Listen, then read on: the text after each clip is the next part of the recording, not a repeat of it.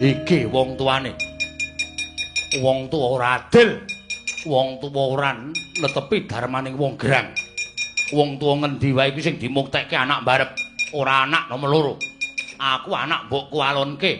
Aku anak ora tau tok anggep yen to kuwi di anak Antarja. Wong tuwa kaya ngono kuwi wajib diajeni, wajib disembah, ora sud dinyembah karo dapurmu.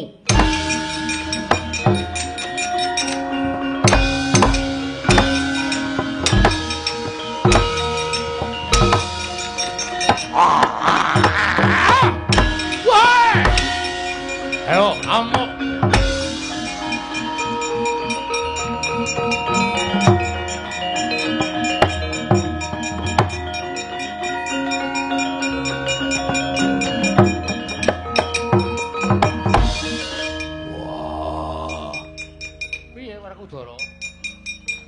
Antarja malik tingale. Malik tingale piye? Wah, tak jotos tak tendang. Aneh. Lho, aneh perkara apa? Nyokot karo aku. Kemranyas ning gulu. Wah, mbuh aku ora weruh. Weh, lah ora kena dikandani Ndara Antarja.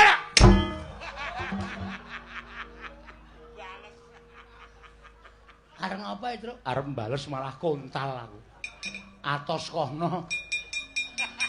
Modar ora. Ngapunten nggih, Den. Malesa ndang. Ngantemu apa nendang. Ora apa-apa. Kula dhewe sing ngabuh, Mas. Sampeyan atose ora jamak. Petro, Nun. Werkudara semingkira. Yo. Aku tak matek aji pameling Petro nggih, ngrawuhke Anoman.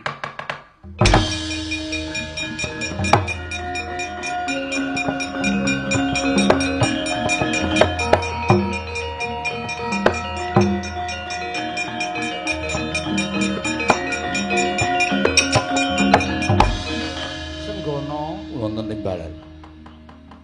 ketok nggonmu enak-enak.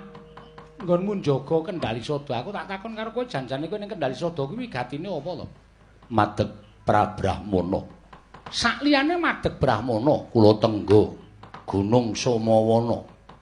Gunung Somawana ki Kinarya ngunjara sukmanipun Godha Pariyitma inggih sukmanipun Dasamuka. lolos manjingangganing Antarja kok nganti kowe ora weruh. Lah dalah.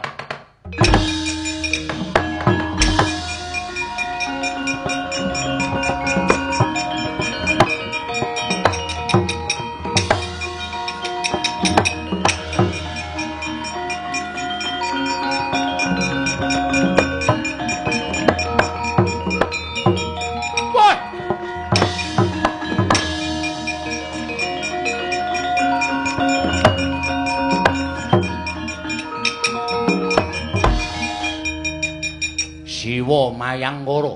Nggih, kula suwun kanthi sanget sampun ngantos nglepataken dhateng kula. Namung nyatanipun panjenengan sampun kesasapan jiwaning iblis. Kowe arep mbelani Pandhawa ayo. Arawir-awir antas malah-malah bakal tak putung nyuwun pangapunten, Nggih. Waduh.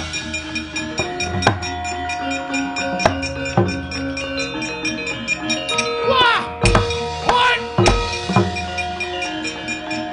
Waduh!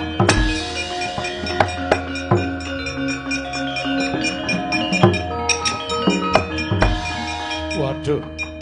Siwa Mayangkara. Ayo, Nek pancen mentala paten ana Antarja.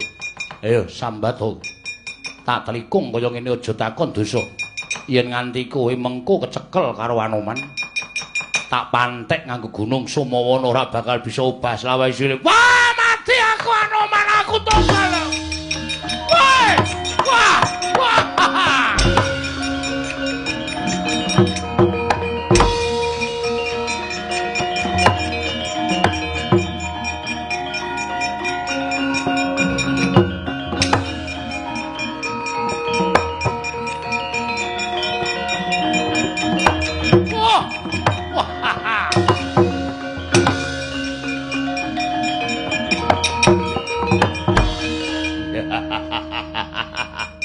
Wah, konangan karo sing tunggu Tanaja.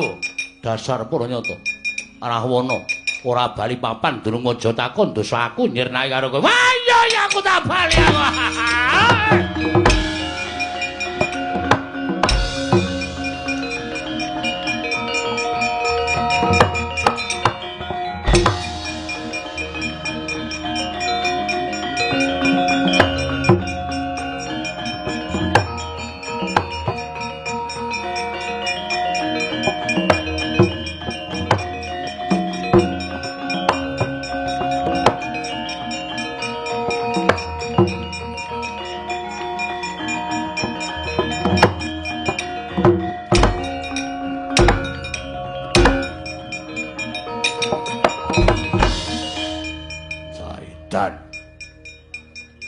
Dapure kaya ngono wani karo wong gerang.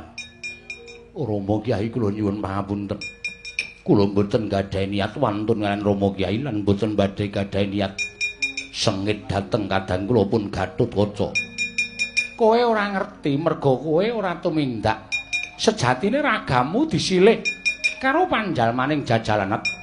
Ingkang bakal ngedu lawan putra Pandhawa lan bakal ngedu lawan pepundhenmu Pandhawa. Nggih, kula nyuwun pangapunten. Antarja wonten timbalan. Nyuwuna ngapura karo Wadimu Lanang Pringgondani Gatotkaca nggih ngestaken dawuh. Mengko perkara sing bakal ngrajangi pakartimu mendresik karo bapakmu Jodipati. Nggih ngestaken dawuh, ngestaken dawuh.